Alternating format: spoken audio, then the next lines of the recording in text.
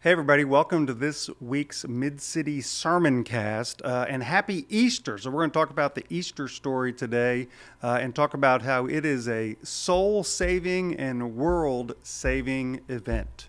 Let's dive in.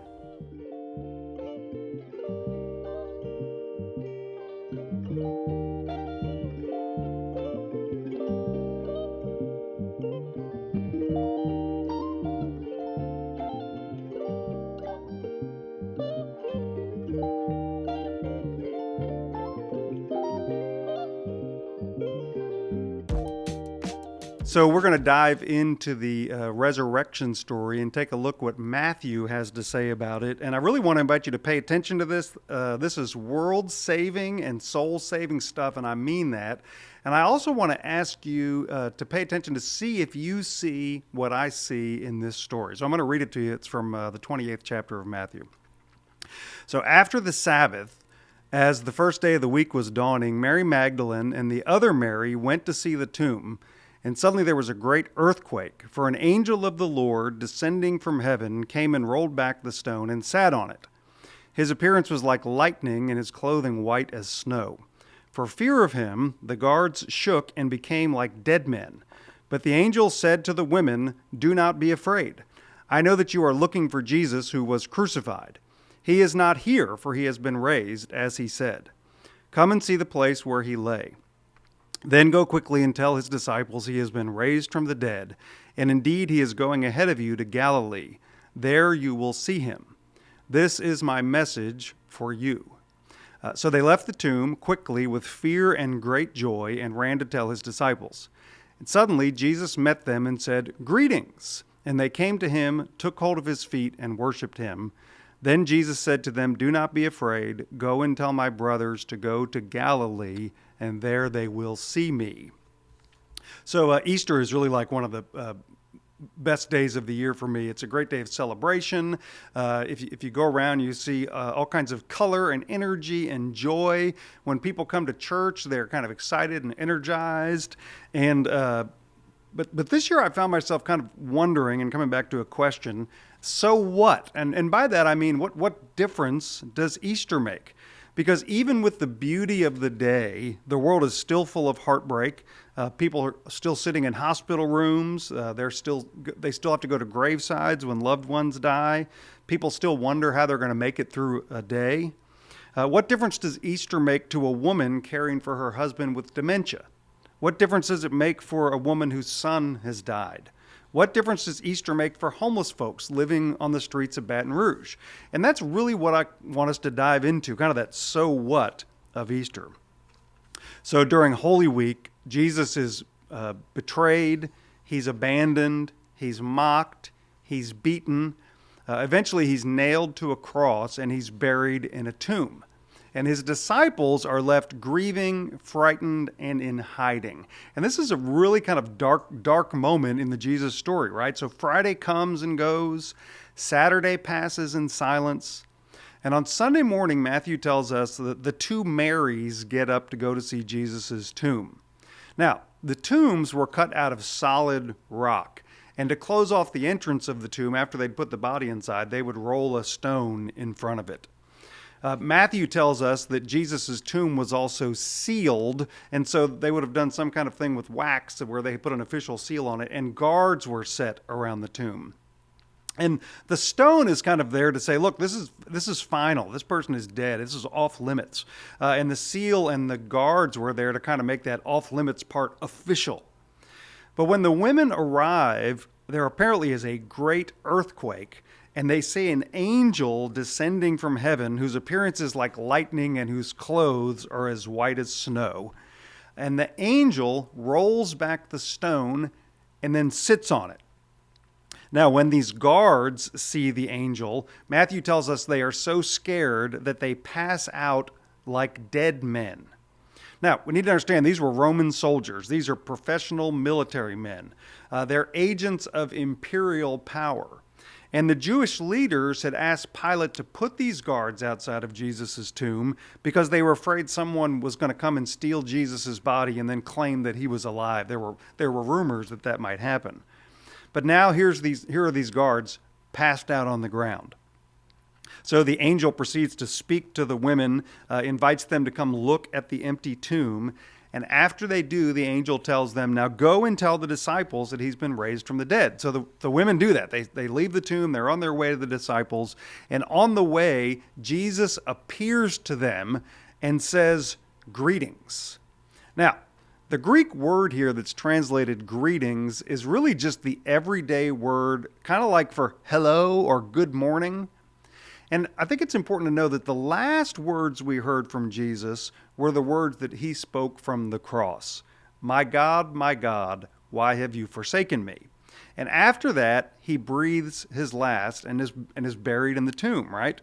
But now here he is appearing to the women. So he's alive.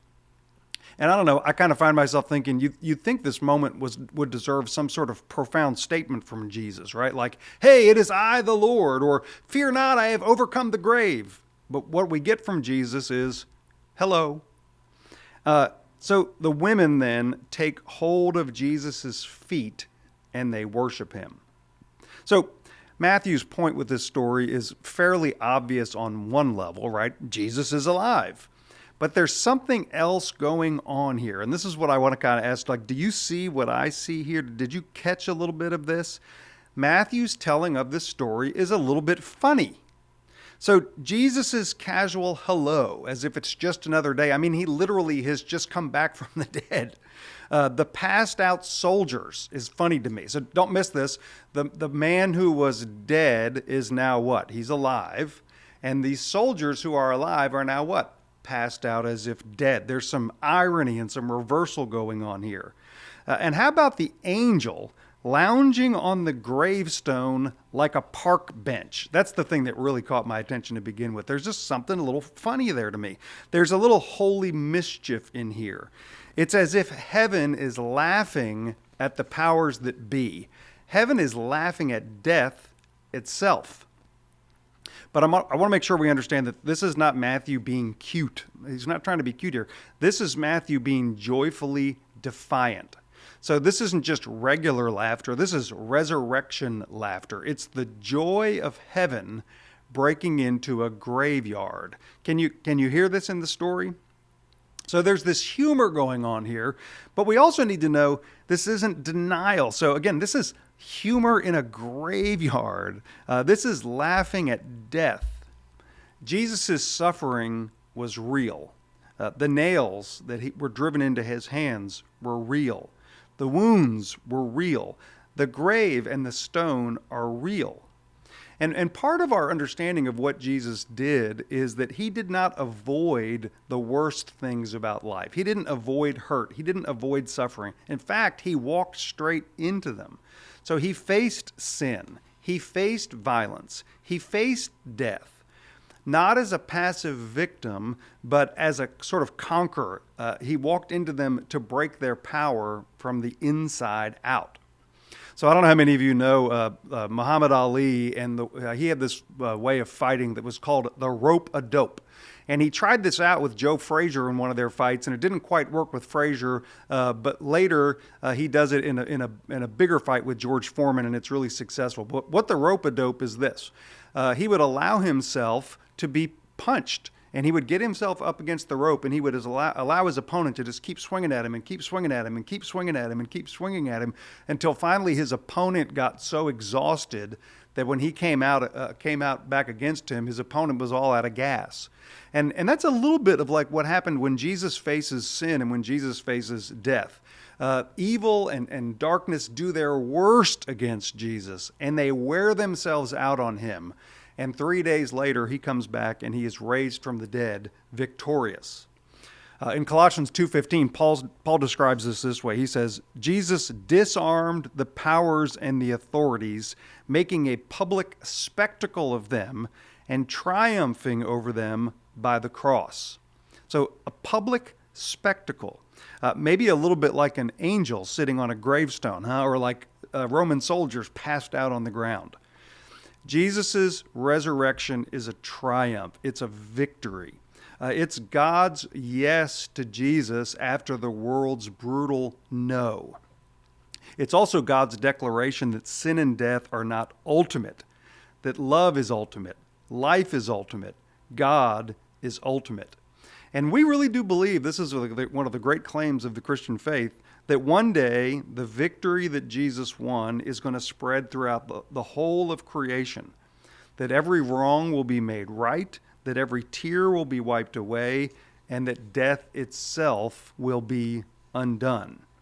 But again, that victory is that full victory that spreads throughout all creation is coming, but we're not there yet. And I think if you just look at the world around us, you can see that, right? And I know some of you have experienced grief. Some of you are probably tired, maybe a little lonely, maybe a little scared about things that are happening in the world. So if you're a little suspicious of all this talk of resurrection victory, it's okay. The first witnesses to the resurrection weren't really sure what to do with it either. So Matthew describes for us what the women were feeling as they left the empty tomb. He tells us they left with fear and with great joy.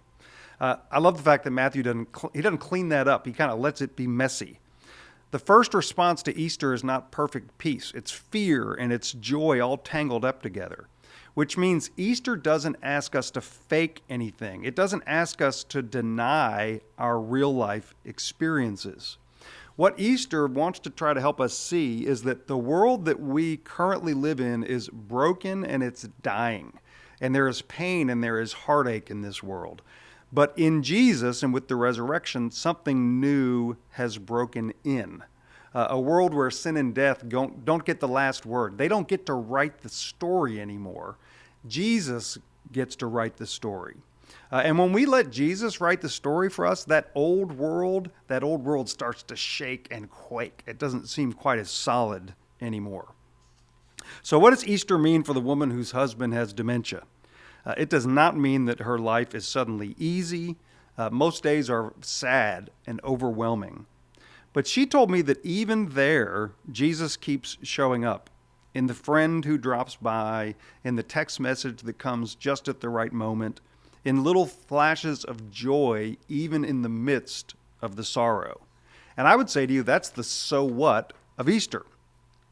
What does Easter mean for the woman whose son died? It doesn't erase the ache. It doesn't fill the empty chair. But she told me that in her deepest pain, she has experienced Jesus with her.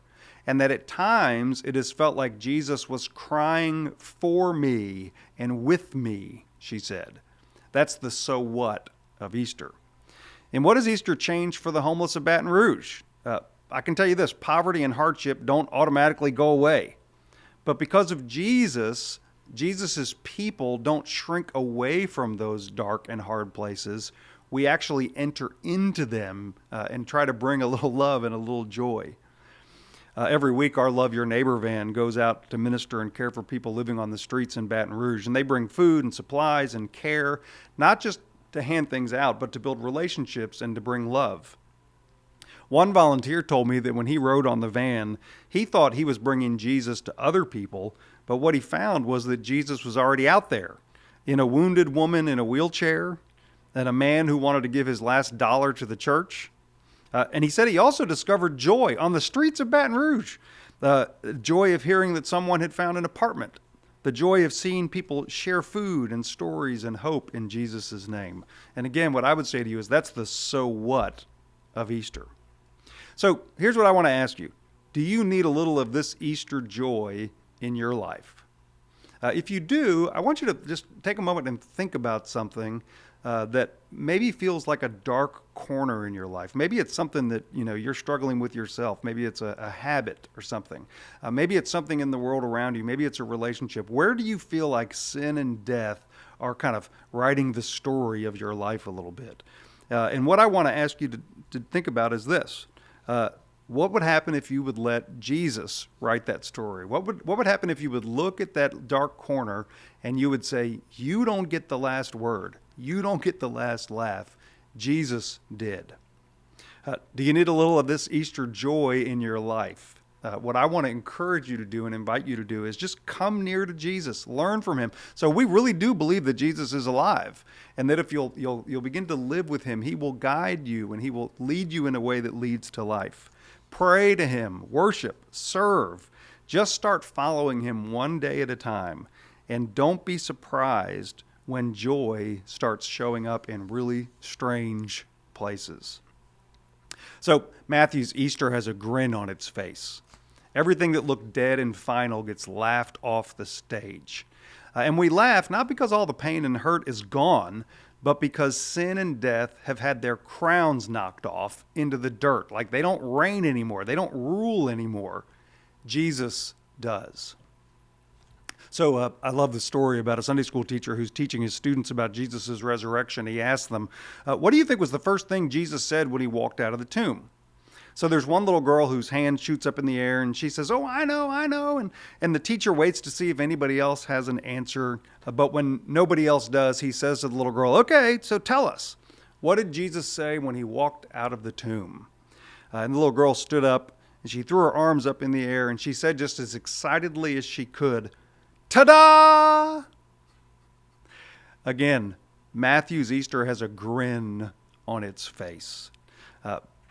Because of resurrection, we believe that sin and death do not get the last laugh. Jesus does. So go and live as if Easter is true. Catch you next time, everyone.